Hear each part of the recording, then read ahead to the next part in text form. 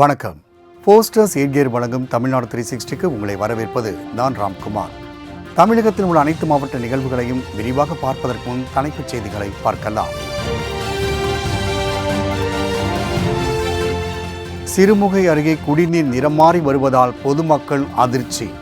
பல முறை புகார் அளித்தும் நடவடிக்கை எடுக்காததால் ஊராட்சி மன்ற முன்னாள் தலைவரை முற்றுகையிட்டு வாக்குவாதம்.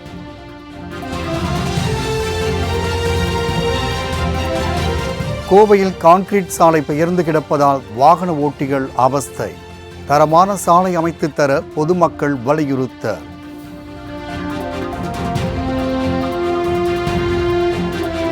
சீர்காழி புதிய பேருந்து நிலையம் அருகே உள்ள கடைகளில் கழிவுநீர் உட்புகுவதால் பொதுமக்கள் வியாபாரிகள் அவதி.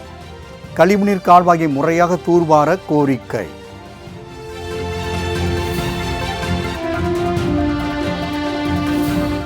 குன்னூரில் வடகிழக்கு பருவமழையால் முழு கொள்ளளவை எட்டியுள்ள ரேலியா அணை.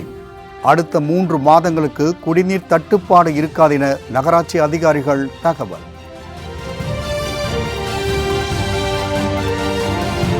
பழனியில் தக்காளி விலை கடும் வீழ்ச்சி. உரிய விலை கிடைக்காததால் பறிக்கப்படாமல் செடிகளில் அழுகி வீணாகும் தக்காளி பழங்கள்.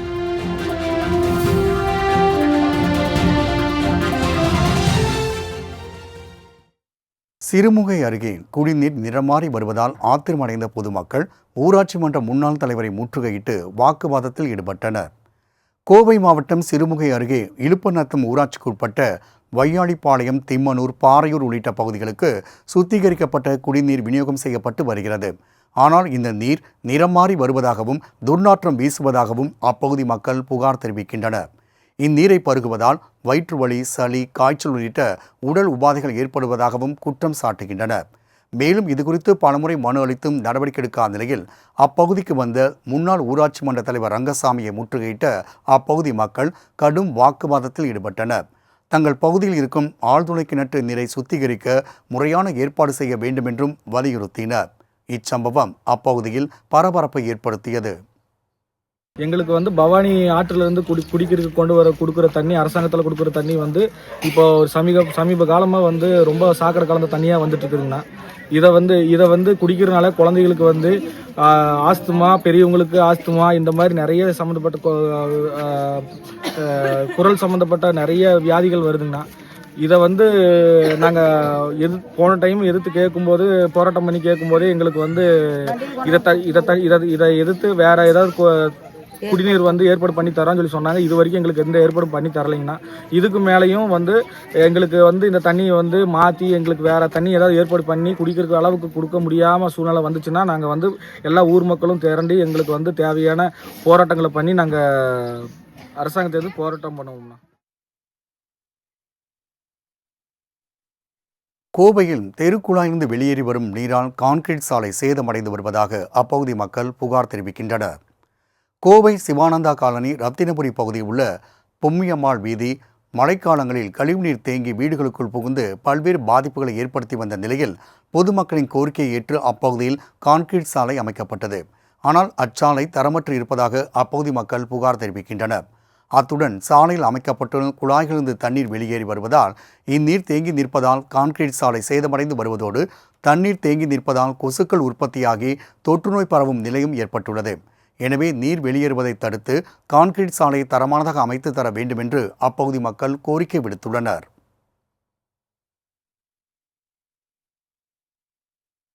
சீர்காழி புதிய பேருந்து நிலையம் அருகே கழிவுநீர் தேங்கி துர்நாற்றம் வீசுவதால் பொதுமக்கள் அவதிக்குள்ளாகி வருகின்றனர்.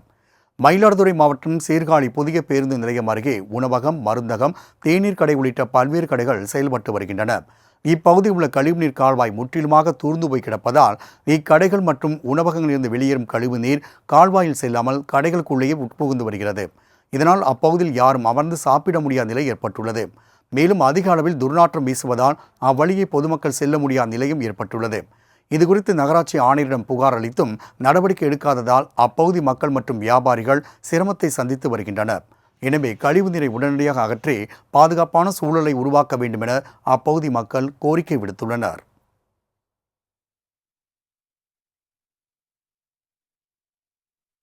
குன்னூரில் பெய்து வந்த கனமழையின் காரணமாக ரேலி அணை முழு கொள்ளளவை எட்டியுள்ளதால் 30 வார்டுகளுக்கு குடிநீர் தட்டுப்பாடு இருக்காது என்று அதிகாரிகள் தெரிவித்துள்ளனர்.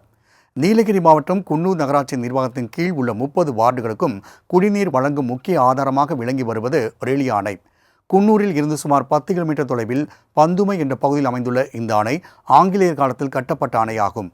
அணையின் மொத்த கொள்ளளவு 43.7 அடியாக உள்ளது. இந்நிலையில் கடந்த ஆண்டு அக்டோபர் நவம்பர் மாதம் பெய்த கனமழை காரணமாக ரேலி அணை அதன் முழு கொள்ளளவை எட்டியுள்ளது. இதனால் 30 வார்டுகளுக்கும் அடுத்த 3 மாதங்களுக்கு தட்டுப்பாடின்றி குடிநீர் விநியோகம் செய்ய முடியும் என நகராட்சி அதிகாரிகள் தெரிவித்தனர்.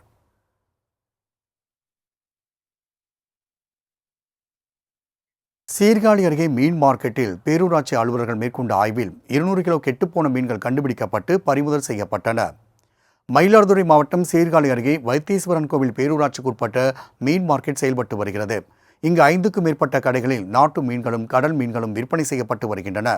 இங்கு நீண்ட நாள்கள் ஐஸ் பெட்டியில் வைத்து கெட்டுப்போன மீன்களை விற்பனை செய்வதாக பேரூராட்சி அலுவலகத்திற்கு தொடர்ந்து புகார்கள் வந்த வண்ணம் இருந்தன.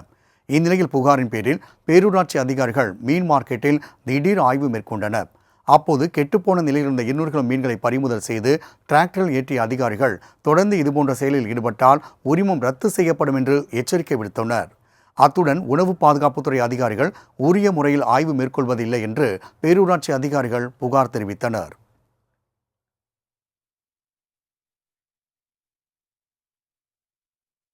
செங்குன்றம் அருகே லாரியில் கடத்தப்பட்ட 37 டன் ரேஷன் அரிசியை குற்ற புலனாய்வுத்துறை போலீசார் பறிமுதல் செய்து 3 பேரை கைது செய்தனர்.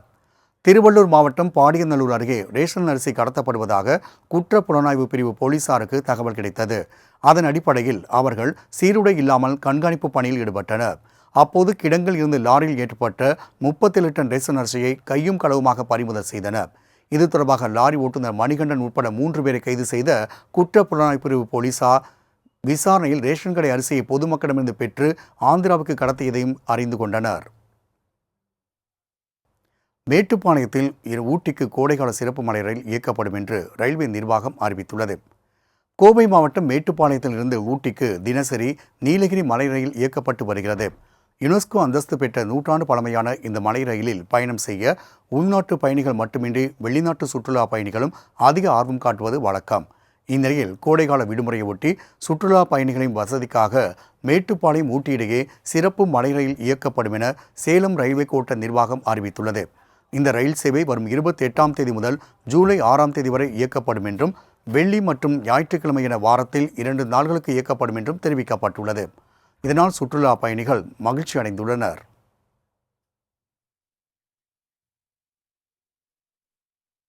நெல்லை கூந்தன்குளம் பறவைகள் சரணாலயத்தில் வெளிநாட்டு பறவைகள் அதிக அளவில் குவிந்து வருவதால் அப்பகுதி மக்கள் மகிழ்ச்சி அடைந்துள்ளனர். திருநெல்வேலி மாவட்டத்தில் மெய்ந்தான்குளம், நயினார்குளம், கூந்தன்குளம் பறவைகள் சரணாலயம், தாமிரபரணி ஆற்றங்கரை உள்ளிட்ட இடங்களில் அதிக அளவில் பறவைகள் காணப்படுகின்றன. இந்நிலையில் தற்போது கோடை வெயில் தொடங்கி வரும் நிலையில் வெளிநாட்டு பறவைகள் அதிக அளவில் குவிந்து வருகின்றன. பறவைகள் வருகையின் மூலம் சுற்றுச்சூழல் சமநிலையை மேம்படுத்துகின்றன. எனவே அவற்றின் பாதுகாப்பு மற்றும் நீர்நிலைகள் மாசுபாடை தடுப்பது மிகவும் அவசியமாகிறது. இதனிடையே வெளிநாட்டு பறவைகள் வருகையால் பறவை ஆர்வலர்கள், பொதுமக்கள், பள்ளி மாணவ மாணவியர் என அனைத்து தரப்பு மக்களும் மகிழ்ச்சியுடன் புகைப்படம் எடுத்துச் செல்கின்றனர்.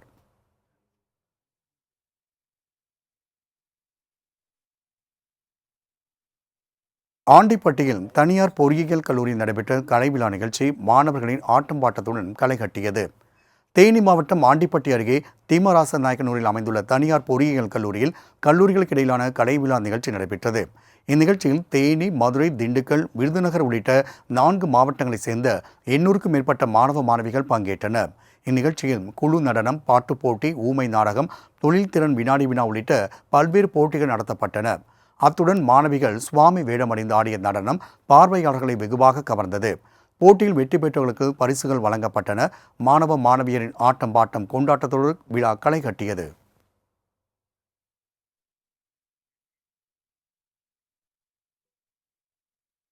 போஸ்டர்ஸ் ஏரியரின் தமிழ்நாடு 360யில் அடுத்து வருவது உங்கள் ஊர் நிகழ்வுகளை விரைவாக வழங்கும் உள்ளூர் எக்ஸ்பிரஸ்.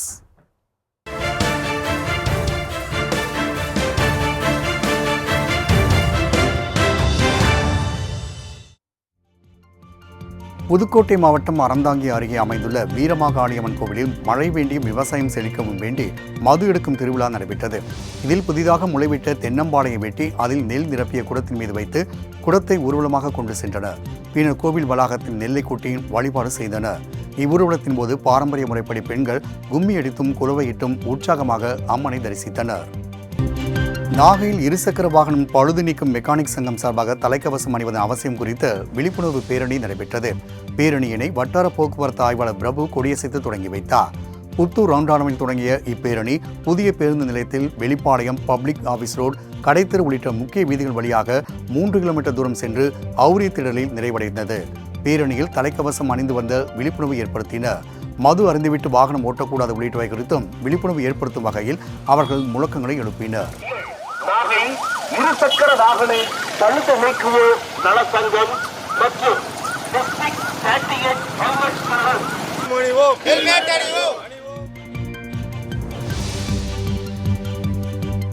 தமிழகத்தின் பழமை வாய்ந்த பட்டுக்கோட்டை ரங்கநாத பெருமாள் கோவிலின் திருக்கல்யாண வைபோகம் வெகு விமர்சையாக நடந்து முடிந்தது. தஞ்சாவூர் மாவட்டம் பட்டுக்கோட்டை உள்ள ரங்கநாத பெருமாள் கோவில் 1500 ஆண்டுகள் பழமை வாய்ந்ததாகும். இக்கோவிலின் நின்ற திருக்கோலத்தோடு ஸ்ரீதேவி பூதேவி சமேதராக ஸ்ரீ ரங்கநாத பெருமாள் பக்தர்களுக்கு அருள்பாலித்து வருகிறார். மிகவும் சிறப்பு வாய்ந்த இந்த கோவிலில் ரங்கநாத பெருமாள் ரங்கநாயகி திருக்கல்யாணம் நடைபெற்றது. ஆயிரக்கணக்கான பக்தர்கள் கலந்து கொண்டு சுவாமியின் திருக்கல்யாணத்தை கண்டு விருந்து உண்டு பின்னர் மொய் செலுத்தி சென்றனர்.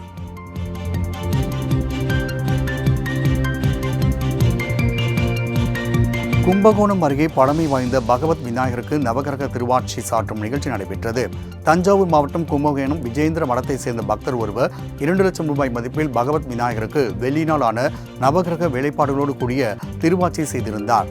இந்நிலையில் கோவில் பகவத் விநாயகருக்கு மஞ்சள், பால், சந்தனம் உள்ளிட்ட பொருள்களால் அபிஷேகம் செய்யப்பட்டு சாற்றப்பட்டது.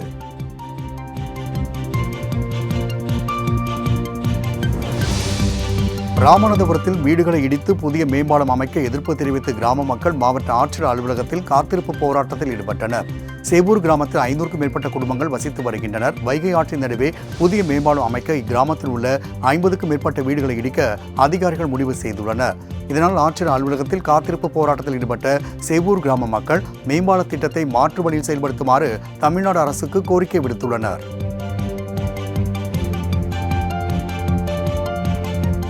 திருச்சியில் போக்குவரத்திற்கு இடையூறாக இருந்த சாலையோர ஆக்கிரமிப்பு கடைகளை மாநகராட்சி அதிகாரிகள் அதிரடியாக அகற்றினர். திருச்சி இப்ராஹிம் பூங்கா முதல் தெப்பக்குளம் மெயின் கேட் வரை சாலையை ஆக்கிரமித்து ஏராளமான கடைகள் அமைக்கப்பட்டுள்ளன.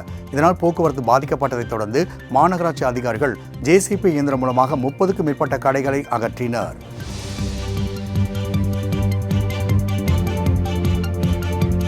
ஓமலூர் அருகே கரும்பு தோட்டத்தில் மின்கசிவு ஏற்பட்ட சம்பவத்தில் விவசாயியின் துரித செயலால் கரும்பு தோட்டம் தப்பியது. சேலம் மாவட்டம் கோபிநாதபுரத்தை சேர்ந்த நல்லப்பன் என்பவருக்கு சொந்தமான கரும்பு தோட்டத்தை ரவி என்பவர் குத்தகைக்கு எடுத்துள்ளார்.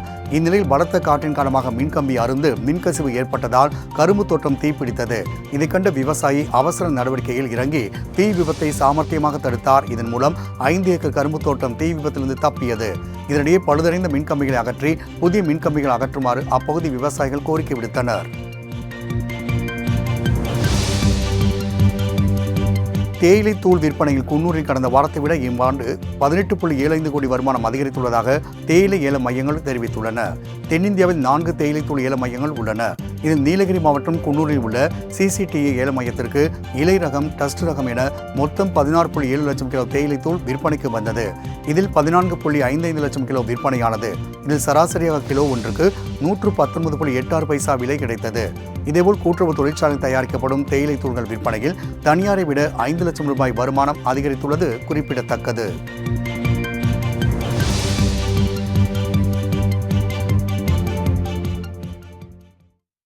போஸ்டர்ஸ் எட்கியர் வழங்கும் தமிழ்நாடு 360யில் மாவட்டங்கள் நடைபெற்ற விளையாட்டுச் செய்திகளை வழங்க வருகிறது விளையாட்டுக் களம்.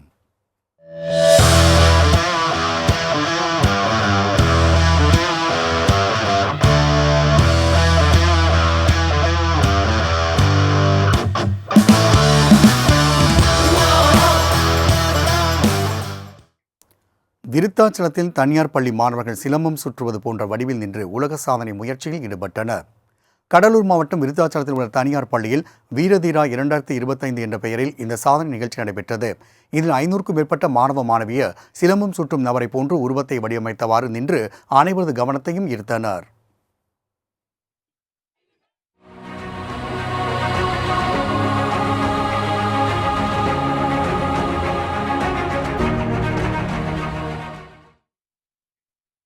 இந்த சாதனை ஐன்ஸ்டீன் உலக சாதனை புத்தகத்தில் இடம்பெறும் என எதிர்பார்க்கப்படுகிறது. இதைத் தொடர்ந்து சாதனை நிகழ்ச்சியில் பங்கேற்ற மாணவ மாணவியருக்கு பாராட்டு சான்றிதழ் வழங்கப்பட்டது.